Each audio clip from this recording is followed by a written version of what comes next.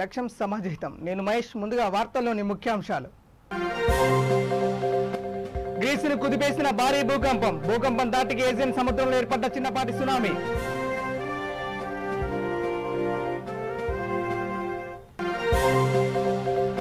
GHMC ఓటర్ల జాబితా తయారీకి రాష్ట్ర ఎన్నికల సంఘం షెడ్యూల్ ప్రకటన. నవంబర్ 9న రాజకీయ పార్టీల ప్రతినిధులతో జీహెచ్ఎంసీ కమిషనర్ సమావేశం. విశాఖ జిల్లా ఏజెన్సీలో రోడ్లకై వినూత్న నిరసన. చలిసింగమ గ్రామానికి రోడ్డు నిర్మాణం చేపట్టాలని కోరుతూ గుర్రాలతో నిరసన.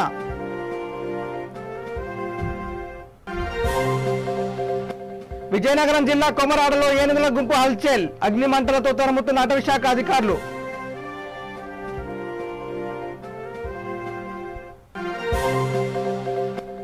దుబ్బాక ఉప ఎన్నికల్లో గెలిపే లక్ష్యంగా బీజేపీ పోటాపోటీ ప్రచారం. కేంద్ర ప్రభుత్వం ఇస్తున్న నిధులకు సంబంధించి టీఆర్ఎస్ తప్పుడు ప్రచారం చేస్తున్న కిషన్ రెడ్డి.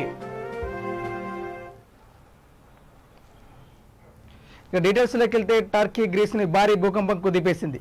ఏజియన్ సముద్రంలో రిక్టర్ స్కేల్పై 7 తీవ్రతతో భారీ భూకంపం వచ్చింది.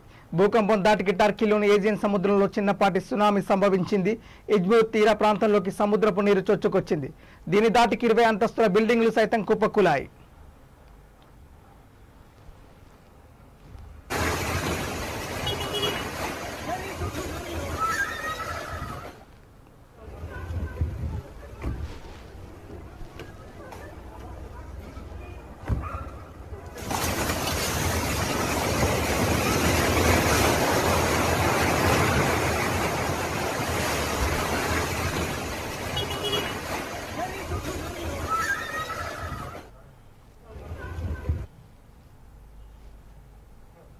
జీహెచ్ఎంసీ ఎన్నికల కోసం ఓటర్ల జాబితా తయారీకి రాష్ట్ర ఎన్నికల సంఘం షెడ్యూల్ ప్రకటించింది. నవంబర్ 7న ఓటర్ జాబితా ముసాయిదా ప్రకటించనుంది.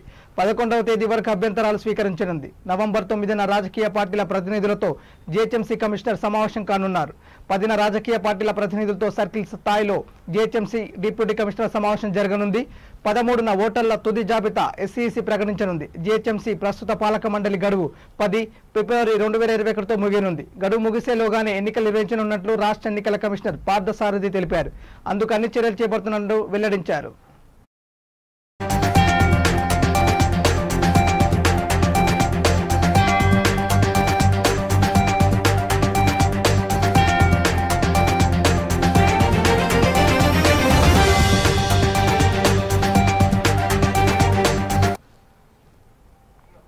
సర్దార్ వల్లభాయ్ పటేల్ జయంతిని అధికారికంగా నిర్వహించాలని డిమాండ్ చేశారు తెలంగాణ బీజేపీ నేతలు. పటేల్ జయంతి సందర్భంగా ఏక్తా దివాస్ను బీజేపీ రాష్ట్ర కార్యాలయంలో నిర్వహించారు. ఈ సందర్భంగా పటేల్కు కేంద్ర హోంశాఖ సహాయ మంత్రి కిషన్ రెడ్డి, రాష్ట్ర అధ్యక్షులు ఎంపీ బండి సంజయ్, బీజేపీ జాతీయ బీసీ మోర్చా అధ్యక్షుడు డాక్టర్ లక్ష్మణ్, పలువురు బీజేపీ నాయకులు నివాళులర్పించారు. పటేల్ స్ఫూర్తితో దేశ సమగ్రత కోసం పనిచేయాలని వారు పిలుపునిచ్చారు.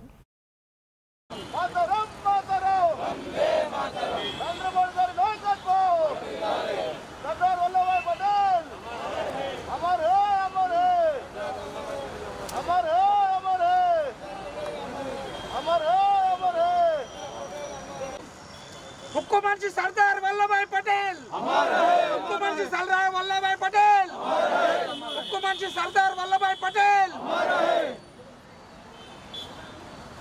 अभिनव सरदार वल्लभभाई पटेल, अभिनव सरदार वल्लभभाई पटेल, अभिनव सरदार वल्लभभाई पटेल, अभिनव सरदार वल्लभभाई पटेल, सरदार वल्लभभाई पटेल, सरदार वल्लभभाई पटेल, सरदार वल्लभभाई पटेल, सरदार वल्लभभाई पटेल।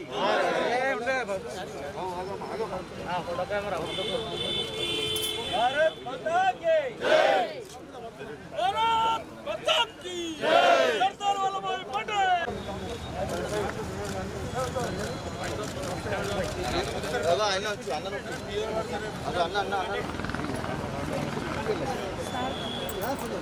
దేశవ్యాప్తంగా సెల్ ఫోన్ స్వాతంత్రం అనంతరము భారతదేశంలో ఉన్నటువంటి సెల్ ఫోన్ బ్రో 540 పైగా సంస్థానాలను భారతదేశంలో విలీనం చేసి అదే రకంగా వ్యవసాయ రంగంలో కూడా రైతులకు పూర్తిగా అండగా నిలబడి మద్దతు ధర కల్పించడంలో సఫలీకృతమైనటువంటి సర్దార్ వల్లభాయ్ పటేల్ సర్దార్ బిరుదాంకితులు కావడము, సర్దార్ వల్లభాయ్ పటేల్కు హైదరాబాద్తో ప్రత్యేక అనుబంధం ఉందనే విషయాన్ని ఇవాళ మనం గమనిస్తూ, ముఖ్యంగా ఆనాడు హైదరాబాద్ సంస్థానము భారతదేశంలో విలీనం కావడానికి సస్యమిరా అని ఆనాడు నిజాం సర్కారు ప్రత్యేక దేశంగానో పాకిస్తాన్ అనుబంధంగానో ఒక ఇస్లాం రాజ్యంగా కొనసాగుతామని పట్టుబట్టి ఆనాడు ఈ దేశానికి స్వాతంత్రం వచ్చే సందర్భంలో భారతదేశంలో విలీనం కావాలని కోరుకున్నటువంటి తెలంగాణ సమాజాన్ని ఈరోజు ఉక్కు మనిషి సర్దార్ వల్లభాయ్ పటేల్ గారి జన్మదిన సందర్భంగా ఇప్పుడే పెద్దలు కేంద్ర మంత్రి కిషన్ రెడ్డి గారి సమక్షంలో జాతీయ ఓబీసీ మోర్చా అధ్యక్షులు ప్రీతమ డాక్టర్ లక్ష్మణ్ గారు మాట్లాడారు. ఈ సందర్భంగా అందరికీ శుభాకాంక్షలు చెబుతూ, తప్పనిసరిగా తెలంగాణ ప్రజల యొక్క ఆశీర్వాదంతో ఈ అప్రజాస్వామిక రాజ్యాంగ విరుద్ధ టీఆర్ఎస్ గవర్నమెంట్ పతనం తర్వాత తప్పనిసరిగా ప్రజల ఆశీర్వాదంతో వచ్చే బీజేపీ ప్రభుత్వంలో సర్దార్ వల్లభాయ్ పటేల్ చిరస్థాయిగా నిలిచిపోయేటట్టు వారి పేరు మీద అనేక స్కీమ్స్, అనేక వారి పేరు పెట్టి నీటిపారుదల దాంట్లో కానీ ఆయన టాలెంట్, ధైర్య. నగరంలోని తాజ్ డెక్కన్ హోటల్లో సైక్రాటిక్ సొసైటీ ఆఫ్ తెలంగాణ 53వ వార్షిక సమావేశం జరిగింది. ఈ సమావేశానికి ముఖ్య అతిథిగా తెలంగాణ ఆరోగ్య శాఖ మంత్రి ఈటెల రాజేందర్ హాజరయ్యారు. ఈ సందర్భంగా మంత్రి ఈటెల మాట్లాడుతూ, సైక్రాటిస్టులకు గతంలో అంతగా గుర్తింపు ఉండేది కాదు. మనం వినకూడని చూడని సమస్యలను మనం ఎన్నో చూస్తున్నాం. ఒక దిశ ఘటన, ఒక నిర్భయ ఘటన మొత్తం మానవాళిని కదిలిస్తుంది. మనిషికి అన్ని సుఖాలు ఉన్నా కానీ మానసిక ఆనందం లేదు. మనుషులకు రోగాలకు లక్షల రూపాయలు ఖర్చు పెడుతున్నారు. దీనికి కారణం సరైన సైక్రాటిస్ట్ లేక ఇబ్బందులు ఎదుర్కోవాల్సి వస్తుంది.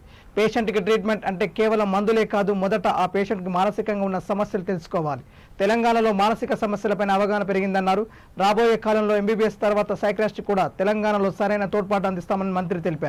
Excellences, main aim of Center of Excellences is to increase the manpower, because we doesn't have psychiatrists, psychologists, psychiatric social workers and nurses. So main purpose is to increase the manpower. All these centers are open. One of the center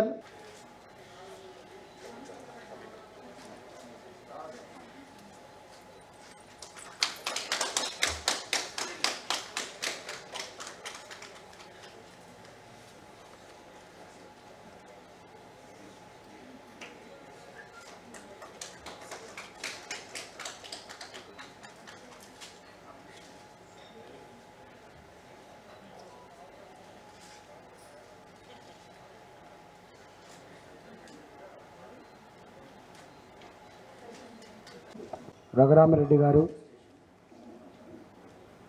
Jagannadh గారు, గంగారం గారు, పెద్దలకు,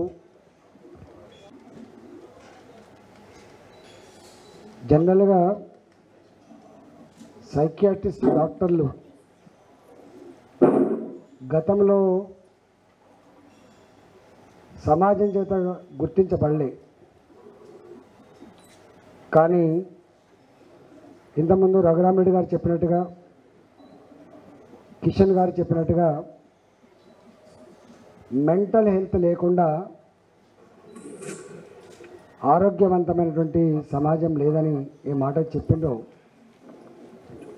అది అక్షరాల సత్యం. రెండవ అతి ముఖ్యమైనటువంటి అంశం ఏంటంటే, మనిషి మానసికంగా గొప్పగా లేకపోతే అనేక రకాల రుగ్మతలు వస్తాయనడానికి ఈ మధ్య సబ్మిట్ చేయబడినటువంటి అనేక రీసెర్చ్ పేపర్లే దానికి సజీవ సాక్ష్యం. సమాజం ప్రోగ్రెసివ్ మేనర్లో ఉంది.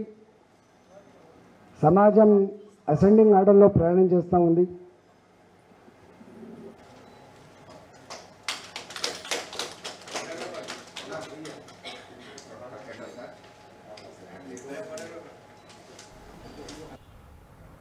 ఎమ్మెల్యే కరణం ధర్మశ్రీ కుమార్తె వివాహ వేడుకకు విశాఖ నగరానికి విచ్చేసిన ముఖ్యమంత్రి వైఎస్ జగన్మోహన్ రెడ్డికి విమానాశ్రయంలో రాజ్యసభ సభ్యుడు విజయసాయిరెడ్డి, మంత్రి మొత్తంశెట్టి శ్రీనివాస్, ఎంపీలు, ఎమ్మెల్యేలు, పార్టీ నాయకులు ఘన స్వాగతం పలికారు. ఎమ్మెల్యేలు, సమన్వయకర్తలు పార్టీ శ్రేణులను సీఎం ఆప్యాయంగా పలకరించారు. అక్కడి నుంచి నేరుగా రోడ్డు మార్గంలో బీచ్ రోడ్డులోని కళ్యాణ వేదిక పార్క్ హోటల్లో వివాహానికి హాజరయ్యారు. వధూవరులను సీఎం జగన్ ఆశీర్వదించారు.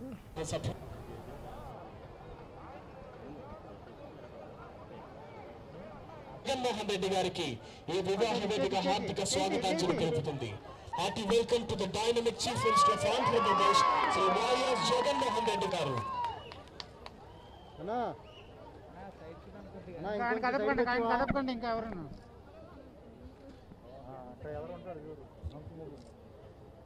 సర్వకాల సర్వావస్థల యందు ప్రతి కళ సంక్షేమమే లక్ష్యముగా ముందుకు తీసుకువెళ్తున్న నవ్యాంధ్ర రూప శిల్పి నవయువ ముఖ్యమంత్రి శ్రీ వైఎస్ జగన్మోహన్ రెడ్డి గారు నూతన వధూవరులను ఆశీర్వదించేందుకే ఈ వివాహ వేదికను అలంకరించారు.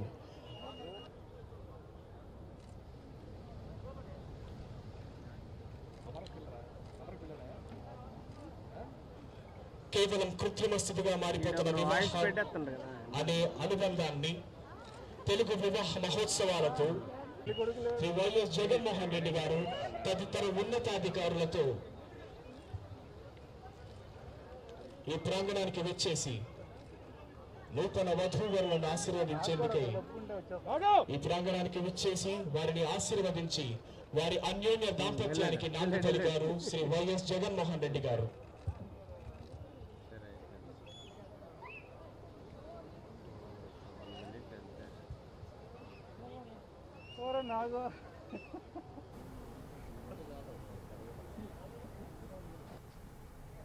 ముఖ్యమంత్రి జగన్మోహన్ రెడ్డి అధికారంలోకి వచ్చినప్పటి నుంచి నిత్యావసర వస్తువుల ధరలు తారాస్థాయికి చేరాయని విశాఖ పార్లమెంట్ తెలుగు మహిళా అధ్యక్షురాలు సర్వసిద్ధి అనంతలక్ష్మి అన్నారు. పాదయాత్రలు ఇచ్చిన హామీలు గాలికి వదిలి సామాన్య ప్రజానీకానికి వెన్నెముక విరుస్తున్నారని, అన్నం పెట్టే రైతన్నను సంకెళ్లు వేసి అరెస్ట్ చేయడం సిగ్గు అని అన్నారు. వైసీపీ ప్రభుత్వం బ్లాక్ మార్కెట్ని పోషిస్తుందని, ఎవరికి నచ్చిన ధరలు వారు అమ్ముకుంటూ పేద మధ్యతరగతి ప్రజలకు అన్యాయం చేస్తున్నారని చెప్పారు. బ్లాక్ మార్కెట్ సిండికేట్ తెరలేపడంతో నిత్యావసర ధరలు తారాస్థాయికి చేరాయని చెప్పారు. కోసం పరిపాలన చేస్తున్నారో పత్రికా సోదరులుగా ఈ మధ్య కాలంలో మీకు మార్కెట్కి వెళ్ళుంటే నిత్యావసర వస్తువుల ధరలు ఏ విధంగా ఆకాశానికి తారాస్థాయికి చేరాయో ఒక్కసారి ఆలోచించాలి. సామాన్య ప్రజలు, మధ్యతరగతి ప్రజలు, కూలీలు ఎలా బ్రతుకుతున్నారు, ఎలా ఉంటున్నారు, ఎలా తింటున్నారు, ఎలా అనేసి ఏ విధంగా ఉన్నారనేది ఒక్కసారి ఆలోచించాలి జగన్మోహన్ రెడ్డి గారు. రైతు ప్రభుత్వం, అది ప్రజా సంక్షేమ ప్రభుత్వం, ప్రజా అభివృద్ధి ప్రభుత్వం అన్నారు కదా, సంకలు గుద్దుకుంటున్నారు. కానీ మేము నారా చంద్రబాబు నాయుడు గారిలో హయాంలో మేము చక్కటి సుపరిపాలన అందించాం. ప్రతి ఒక్కరు పేద మధ్య తరగతి వారు అందరూ సుఖ సంతోషాలతో ఉంటుండగా ఆ టైంలో నాకు ఒక అవకాశం ఇవ్వండి, నాకు ఒక ఛాన్స్ ఇవ్వండి అని చెప్పి ఓదార్పు యాత్రలు, పాదయాత్రలు, కౌగులింత యాత్రలు, ముద్దుల యాత్రలు అన్నీ చేశారు కదా. ఈరోజు ఏ యాత్ర చేస్తున్నారు? ప్రజాయాత్రలు. ఒకసారి మీరు ఆలోచించుకోవాలి. ఎందుకంటే జగన్మోహన్ రెడ్డి గారు పెళ్లిళ్ళకి, పేరెంటాలకి ఇచ్చిన ఇంపార్టెన్స్ ప్రజల యొక్క సంక్షేమం మీద ఎంత ఇస్తున్నారని మేము ప్రశ్నిస్తున్నాం. ఈరోజు ఎన్ని వరదలు వచ్చినా, ఎల్జీ ఫార్మర్స్ లాంటి ఎన్ని అయినా కూడా ఒక్కదానికి కూడా ఎందుకు స్పందించలేదు ఆయన? ఒక్కదానికి మీడియా ముందు వచ్చి ఇది అని చెప్పి అసలు మాకు ముఖ్యమంత్రి ఉన్నారా లేదా అని ఒక ఆలోచన విధానాన్ని ఆయన ఎందుకు ప్రజల్లో తీసుకొచ్చారో నాకైతే అర్థం కాలేదు. మీరు తింటే ఉండండి, బ్రతికితే బతకండి అని చెప్పేసి విచ్చలవిడిగా వదిలేశారు. మీ బ్రతుకు మీది అన్నట్టుగా ఈ రోజు 5,000 సంపాదించినోడు కూడా బ్రతకలేని పరిస్థితి వస్తుంది. మాకు రాష్ట్ర ముఖ్యమంత్రి అయినందుకు అందరూ కూడా చాలా మంది ఇలాంటి నాయకుడిని మేము ఈ రోజు ఎన్నుకున్నందుకు మా పాటలు ఇలా జరిగాయి కాబట్టి మేము చేసిన పొరపాటు మా చెప్పుతో మేము కొట్టుకోవాలి. కాబట్టి ఈరోజు మీకు ఓట్లేసి గెలిపించిన వాళ్ళందరూ కూడా మీకు ఏమాత్రం సత్తా ఉన్నా మీరు పాదయాత్ర ఎలాగైతే చేశారో అలాగ పాదయాత్ర చేసి రండి. మీకు ఎంతమంది స్వాగతిస్తారో అనేది ఇప్పుడు ఈరోజు తెలిసిపోతుంది. కారణం ఏంటంటే ఆ రోజు నారా చంద్రబాబు గారు గూడు నీడ అన్నట్టు ఇల్లు ఇద్దాము అనుకొని ఇల్లు అన్ని కట్టి ఇల్లులు ఇస్తామని చెప్పేసి ఆ రోజు వాళ్ళ పేద ప్రజలకు ఇల్లులు చూపించారు. ఆ ఇంట్లో ఉండి ఏదో వాళ్ళు తెచ్చుకుని పదో పరకో తెలిసి ఏదో తింటారని చెప్పేసి కనీసం ఇల్లు ఇవ్వబోయి తినడానికి తిండి కూడా ఈ రోజు ఇవ్వడానికి కూడా మీకు మనసు అంగీకరించట్లేదు. కారణం ఏంటంటే మీ ఎమ్మెల్యేలు, మీ కార్పొరేటర్స్ మొత్తం మీద అంటే మీ నాయకులందరూ అనమాట, మినిస్టర్లతో సహా అందరూ కూడా డబ్బు ఉన్న వాళ్ళు కాబట్టి అందరు కూడా ఆస్తులు పెంచుకోవడానికి చూస్తున్నారు తప్ప పేద ప్రజలు ఏంటి తింటారు ఈ రోజుల్లో అని చెప్పి ఏ నాయకుడు కూడా ఆలోచించట్లేదు. కారణం ఏంటంటే మీకు కష్టం అనేది మీకు ఎవరికి తెలియదు. అది తెలిసిన నాయకుడు ఒకే ఒక నాయకుడు ఉన్నారు, ఆయనే నారా చంద్రబాబు నాయుడు గారు. ఈ రోజు వాళ్ళు పడుకోకుండా తండ్రి కొడుకు కూడా ఈరోజు ప్రజల్లోకి వెళ్ళి బురద అనుకుంటా, పాము అనుకుంటా, ఒక ఎంత నా కష్టంలో కూడా వెళ్ళి ప్రజలు ఏమైపోతున్నారని భయపడుతూ మా లోకేష్ బాబు ఈరోజు తిరుగుతున్నారు. తిరుగుతున్నారంటే దాన్ని అర్థం చేసుకోవాలి. మీ నాన్న దగ్గర మీరు ఏంటి నేర్చుకున్నారో తెలియదు, కానీ మీ నాన్నగారి దగ్గర 90% మీరు అంతా అవినీతి నేర్చుకున్నట్టున్నారు. అవినీతి ఇప్పుడు చూపిస్తున్నారు మీరు అందరిలోని. విశాఖ జిల్లా ఏజెన్సీలో ప్రయాణం అంటే గుర్రాలే గతి. ఈ పరిస్థితి ఇంకెన్నాళ్ళంటూ గ్రామస్తులు అవే గుర్రాలతో నిరసన వ్యక్తం చేశారు. 600 మంది జనాభా గల చలిసింగమ గ్రామానికి రోడ్డు నిర్మాణం చేపట్టాలని కోరుతూ గుర్రాలతో నిరసన తెలిపారు. రావికమత మండలంలో చీమలపాడు పంచాయతీ పరిధిలో అతి ఎక్కువ జనాభా గల సింగం గ్రామానికి రోడ్డు వేయకపోవడంపై గ్రామస్తులు ఆవేదన వ్యక్తం చేస్తూ గుర్రాలతో నిరసనకు దిగారు. సంవత్సర కాలంలో రోడ్డు లేకపోవడంతో 4 గిరిజన గాలిలో కలిసిపోయాయని, ఎన్నికల సమయంలో ప్రజాప్రతినిధులు హామీ ఇస్తున్నారు తప్ప సమస్య పరిష్కారానికి కృషి చేయడం లేదని అన్నారు. ఇప్పటికైనా అధికారులు స్పందించి తమ సమస్యలను పరిష్కరించాలని డిమాండ్ చేశారు.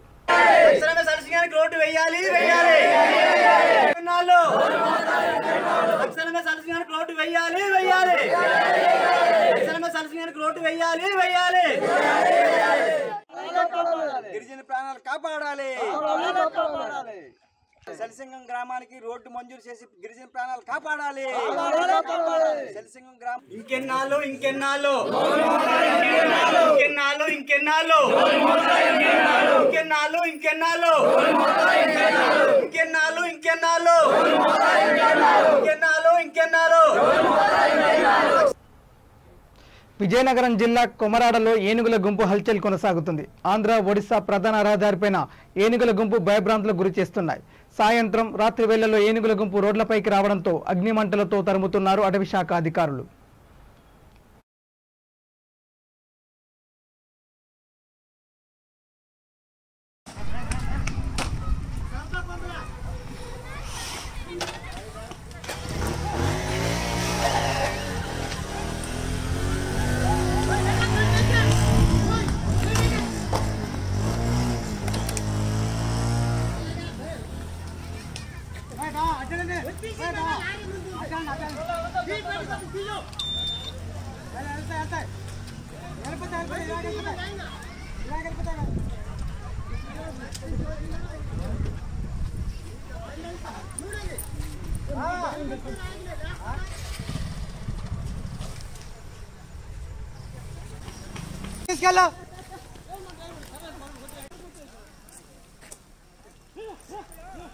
మంత్ర పట్టు.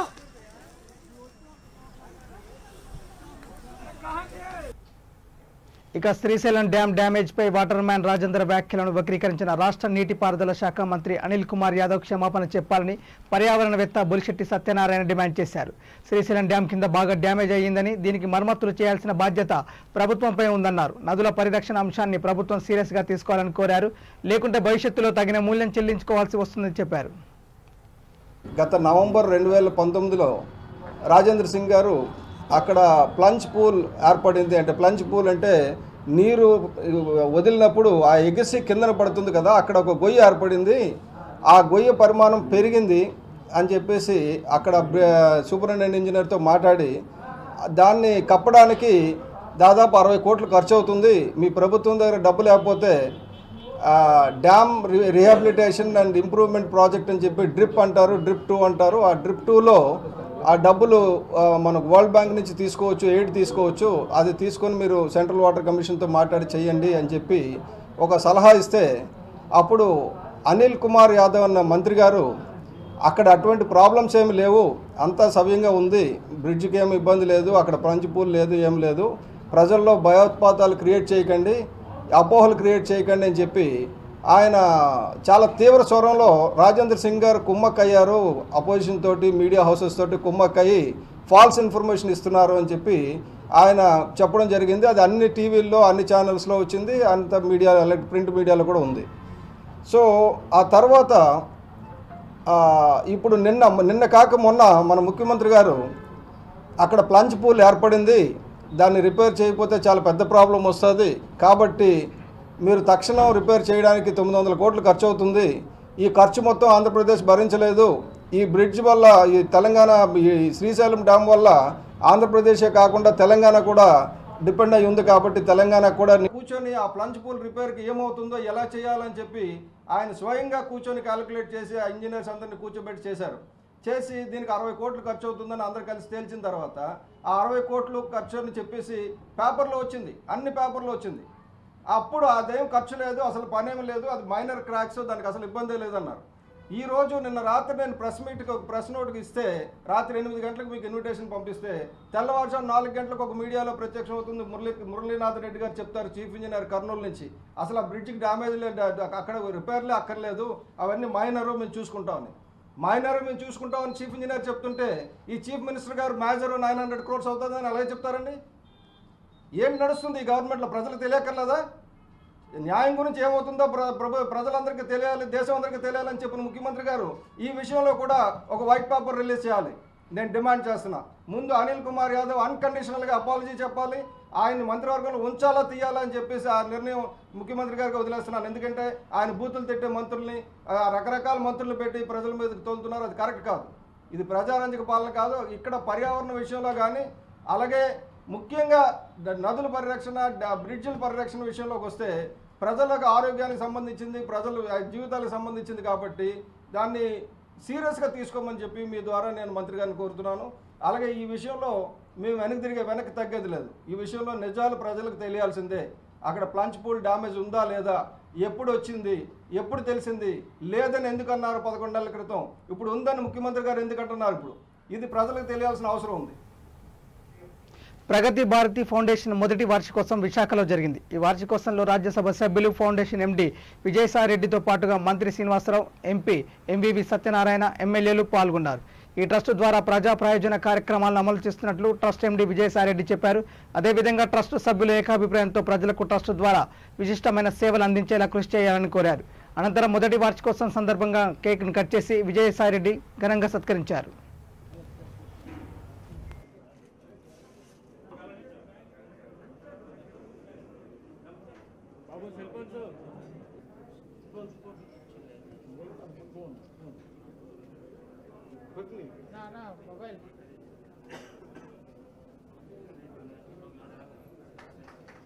మా యొక్క ఉద్దేశం దీంట్లో కుల మతాలకి అతీతంగా అన్ని సామాజిక వర్గాల్ని ప్రాతినిధ్యం కల్పించి ఈ యొక్క ట్రస్ట్ని ఒక మంచి ట్రస్ట్గా, ప్రజలకు ఉపయోగపడేటటువంటి ట్రస్ట్గా చేయాలి అన్నటువంటిది ఈ యొక్క ట్రస్ట్ ఉద్దేశం. అందుకే ట్రస్ట్ బోర్డు సభ్యులందరినీ కూడా మనం చాలా కేర్ఫుల్గా ఒకే అభిప్రాయాలు ఉన్నటువంటి ఏకాభిప్రాయం ప్రతి దగ్గర కూడా సాధ్యపడేటటువంటి విధంగా అందరినీ కూడా కలుపుకొని పోవడం జరుగుతూ ఉంది. ఈ యొక్క సంవత్సర కాలంలో చాలా కార్యక్రమాలు విశాఖపట్నంలోనూ, విజయనగరం, శ్రీకాకుళం ఈ 3 జిల్లాల్లో చేపట్టడం జరిగింది. ఇవి ముఖ్యంగా విశాఖపట్నం ప్రజలు, విజయనగరం, శ్రీకాకుళం ప్రజలందరూ కూడా దీనికి పూర్తిగా సహకరించారు. అధికారులు సహకరించారు, మంత్రులు, ఎమ్మెల్యేలు అందరూ కూడా సహకరించారు. వారికి నేను ప్రత్యేకంగా ధన్యవాదాలు తెలియజేసుకుంటా ఉన్నాను. జరిగినటువంటి కార్యక్రమాలు వదిలినట్లయితే భవిష్యత్తులో మరి ఏం కార్యక్రమాలు మనం చేపట్టగలం? ఒక మనిషిగా మనం జన్మించిన తర్వాత మనం ఏది కూడా ఈ భూమి మీద ఉండేటటువంటిది ఏది కూడా శాశ్వతం కాదు. మనం భావితరాలకి ఏమి ఇచ్చిపోతున్నాము అన్నటువంటిదే. పీసీసీ చీఫ్ పిలుపు మేరకు విశాఖలో ఇందిరాగాంధీ వర్ధంతి, వల్లభాయ్ పటేల్ జయంతిని ఆ పార్టీ శ్రేణులు ఘనంగా నిర్వహించారు. విశాఖ జీవీఎంసీ గాంధీ విగ్రహం వద్ద పార్టీ నేతలు ఘనంగా నివాళి అర్పించారు. కేంద్ర ప్రభుత్వం రైతులకు వ్యతిరేకంగా అమలులోకి తీసుకొచ్చిన 3 చట్టాలను తక్షణమే రద్దు చేయాలని కాంగ్రెస్ పార్టీ నేతలు కేంద్ర ప్రభుత్వాన్ని డిమాండ్ చేశారు. ఈ మేరకు దీక్ష చేపట్టిన కాంగ్రెస్ నేత వెంకటేశ్వరరావు మాట్లాడుతూ, కేంద్ర ప్రభుత్వం ప్రవేశపెట్టిన రైతు వ్యతిరేక విధానాల వలన రైతుల మనుగడే ప్రశ్నార్థంగా మారుతుందని అన్నారు. రైతులే దేశానికి వెన్నెముక అని చెప్పి వారి వెన్నెముక విరిచేయడానికి ఇటువంటి బిల్లులను తీసుకున్నారని ఆవేదన వ్యక్తం చేశారు. రైతుల పట్ల బీజేపీ ప్రభుత్వం వివరిస్తున్న తీరు చూస్తుంటే దళారీ వ్యవస్థను ప్రోత్సహిస్తున్నట్లు కనిపిస్తుందని అన్నారు.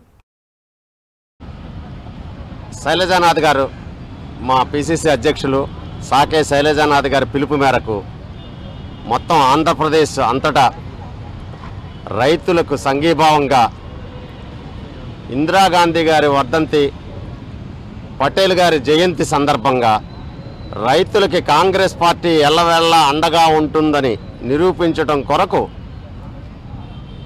రైతు కాంగ్రెస్ పార్టీ అంటే రైతుల పార్టీ, ప్రజల పార్టీ, పేద బలహీన బడుగు వర్గాల పార్టీ. కాబట్టి రైతులకి అండగా ఉండాలని కేంద్ర ప్రభుత్వాలు, మోడీ ప్రభుత్వం అదానీకి, అంబానీకి భారతదేశంలో ఉన్న రైతులందరినీ అప్పచెప్పాలని, రైతులందరినీ రైతు కూలీలుగా మార్చాలని ఏకైక నిశ్చయంగా, ఒకే లక్ష్యంగా పెట్టుకుని బీజేపీ ప్రభుత్వం ఈరోజు నడుస్తుంది. ప్రతి రైతు, చిన్న రైతు, బడుగు రైతు, బలహీన రైతు, 3 మంది రైతులు ఉంటారు, 5 ఎకరాలు, 2 ఎకరాలు, 3 ఎకరాలు, వాళ్ళందరినీ రైతు కూలీలుగా మార్చాలని. ఈరోజు విశాఖపట్నంలో పసుపు ఉందండి, పాడేరులో పండించిన పసుపు ఢిల్లీలో ₹1,00,000 ఉంటుంది. ఎకరం పండించిన పసుపు రైతు ఢిల్లీ తీసుకెళ్ళి అమ్మగలడా? ఏం చేద్దాం అనుకుంటున్నారు? ఎక్కడికి పోతుంది? అలాగే పెద్ద పెద్ద సంస్థలకన్నీ వేల కోట్ల రూపాయలన్నీ మాఫీ చేశారు. అదే రైతుకి ఏదన్నా ఉందంటే మాఫీ చేయమంటే మాఫీ చేయట్లేదు. కాంగ్రెస్ పార్టీ ఉన్నప్పుడు వాళ్ళకి నిధి ఏర్పాటు చేసి ఆ దుబ్బాక ఉప ఎన్నికలలో గెలిపే లక్ష్యంగా పోటాపోటీగా ప్రచారంలో దూసుకెళ్తుంది బీజేపీ. ఎన్నికల ప్రచారంలో కేంద్ర హోంశాఖ సహాయ మంత్రి కిషన్ రెడ్డి పాల్గొన్నారు. ఈ సందర్భంగా ఆయన ప్రసంగిస్తూ టీఆర్ఎస్ పై విమర్శలు గుప్పించారు. తెలంగాణ రాష్ట్రం కోసం ఎన్నో ఉద్యమాలు చేశారని, ఆ ఉద్యమాల్లో టీఆర్ఎస్ నేతలు కూడా పాల్గొన్నారని చెప్పారు. కిషన్ రెడ్డి తెలంగాణ ఉద్యమానికి సంబంధించి తానేంటి ప్రజలకు తెలుసని, తనకు ఎవరు సర్టిఫికెట్లు అవసరం లేదని, కేంద్ర ప్రభుత్వం ఇస్తున్న నిధులకు సంబంధించి టీఆర్ఎస్ ప్రభుత్వం తప్పుడు ప్రచారం చేస్తుందని ఆగ్రహం వ్యక్తం చేశారు. దుబ్బాక ప్రజల మార్పు కోరుకుంటున్నారని, ఉప ఎన్నికల్లో బీజేపీ ఘన విజయం సాధించడం ఖాయమని కిషన్ రెడ్డి ధీమా వ్యక్తం చేశారు. టీఆర్ఎస్, కాంగ్రెస్ 2 ఒకటేనని, ఆ పార్టీలకు ఓటు వేయడం వల్ల ఉపయోగం లేదని అన్నారు. కీలకమైనటువంటి మలుపు తిప్పనున్నది.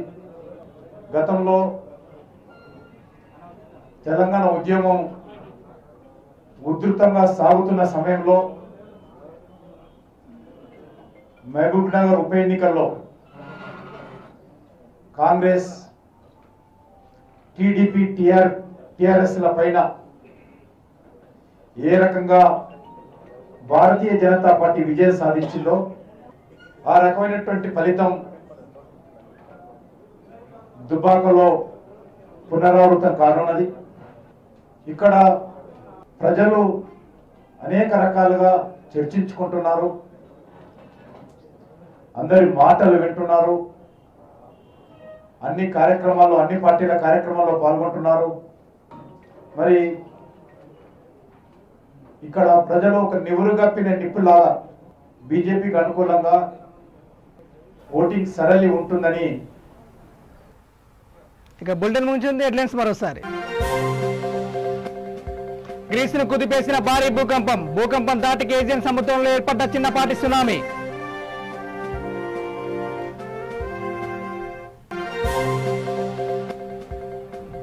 జీహెచ్ఎంసీ ఓటర్ల జాబితా తయారీకి రాష్ట్ర ఎన్నికల సంఘం షెడ్యూల్ ప్రకటన. నవంబర్ 9న రాజకీయ పార్టీల ప్రతినిధులతో జీహెచ్ఎంసీ కమిషనర్ సమావేశం.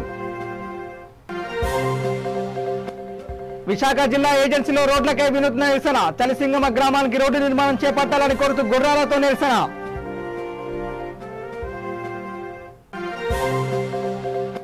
విజయనగరం జిల్లా కొమరాడలో ఏనుగుల గుంపు హల్చల్, అగ్నిమంటలతో తరుముతున్న అటవీశాఖ అధికారులు.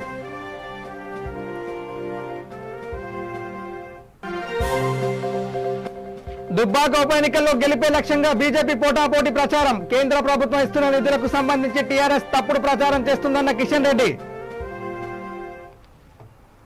ఇవి bulletin updates. Keep watching V3 news. Election సమాజైతం. నమస్కారం.